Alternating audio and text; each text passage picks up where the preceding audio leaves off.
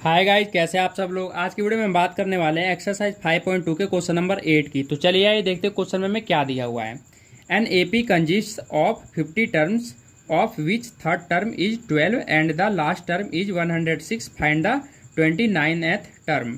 ठीक है, देखिए क्वेश्चन में हमें ये बोला गया है कि जो एपी हैं उसके टोटल कितने टर्म्स है, 50 टर्म्स है। ठीक है गाइज, उसके बाद which third term is 12, it means कि A3 की वैल्यू हमें कितनी दे रखी है, 12 दे रखी है। एंड द लास्ट टर्म क्या होता है, लास्ट टर्म होता है हमारा AN, चाहे आप उसे L भी बोल सकते हैं, जो कि हमें कितना दिया हुआ है, 106 दिया हुआ है। फाइंड द 29th टर्म, हमें A29 टर्म की क्या करनी है, वैल्यू निकालनी है। ठीक है, तो चलिए आइए इसे सॉल्व कर लेते हैं। तो मैं सबसे पहले यहाँ पे लिखूंगा सॉल्यूशन। अब हम इसे कर लेते हैं। अब देखिए गाइस, ध्यान से हमें दिया क्या हुआ है, उसके बेस पे हम क्या करेंगे, A और D की वैल्यू फाइंड आउट करेंगे और A29 टर्म निकालेंगे।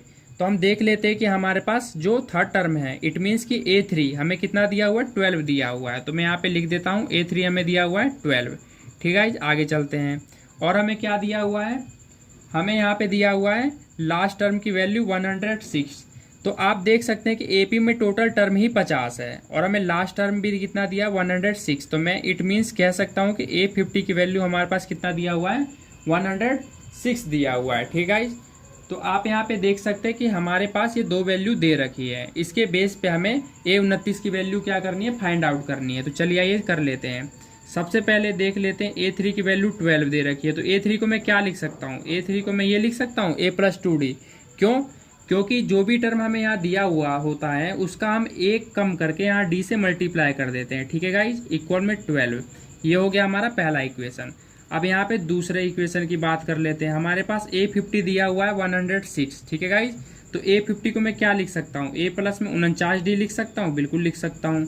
106 ये हो गया हमारा दूसरा इक्वेशन। ठीक है गाइज, अब क्या करेंगे, हम छोटे वाले को बड़े वाले में से क्या कर देंगे, लेस कर देंगे। तो मैं यहाँ पे लिख देता हूँ subtract equation first from equation second. ठीक है, इसे थोड़ा सा ऊपर कर लेते हैं।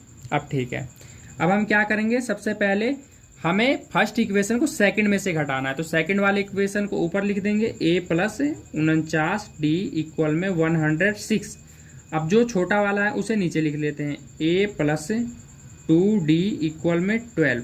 अब ये जो सेकंड इक्वेशन हमें दिया हुआ है, यहाँ पे सेकंड नंबर पे जो इक्वेशन दिया हुआ है उसका साइन चेंज कर लेंगे। अगर ये प्लस है तो क्या कर लेंगे, माइनस कर देंगे। सेकंड नंबर पे इक्वेशन है, इसका साइन प्लस नहीं रह गया, अब इसका साइन माइनस रह गया। तो अब हम इस वाले साइन से इस वाले इक्वेशन को कंसिडर करेंगे। तो यहाँ पे आप देख सकते हैं प्लस का ये माइनस का है, दोनों सेम है। तो मैंने क्या कर दिया, कैंसिल कर दिया।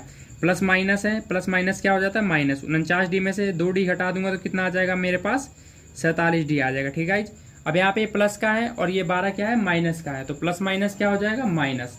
जब 106 में से 12 हम लेस करेंगे तो हमारे पास कितना आ जाएगा, हमारे पास आ जाएगा 94। ठीक है गाइज, अब हम क्या करेंगे, ये जो 47D के साथ मल्टीप्लाई में मैं इसे क्या करूंगा, राइट में ले जाऊंगा। तो राइट में ले जाते ये क्या हो जाएगा, ये हो जाएगा डिवाइड। तो 47 से 94 कितने बार पे कैंसिल हो जाएगा, ये आपका कैंसिल हो जाएगा 2 बार पे। ठीक है गाइज, तो यहाँ से हमारा क्या होगा, D का वैल्यू निकल जाएगा कितना, 2। तो यहाँ से आप देख सकते हैं D का वैल्यू निकल चुका है। बाकी हम साइड में कर लेते हैं। ठीक है, अब D का वैल्यू जब हमारे पास निकल चुका है, पुट D का वैल्यू जब निकल चुका है तो इसे क्या करूंगा, मैं छोटे वाले इक्वेशन में रख दूंगा ताकि A की वैल्यू निकल जाए। ठीक है, पुट D इक्वल में 2 इन इक्वेशन फर्स्ट। छोटा वाला इक्वेशन हमारा फर्स्ट इक्वेशन है, इसलिए मैंने इसमें रख दिया।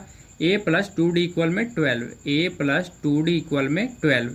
अब देख लेते हैं A की वैल्यू हमें निकालनी है, 2D की वैल्यू कितनी निकाली थी, अभी हमने 2 निकाला था।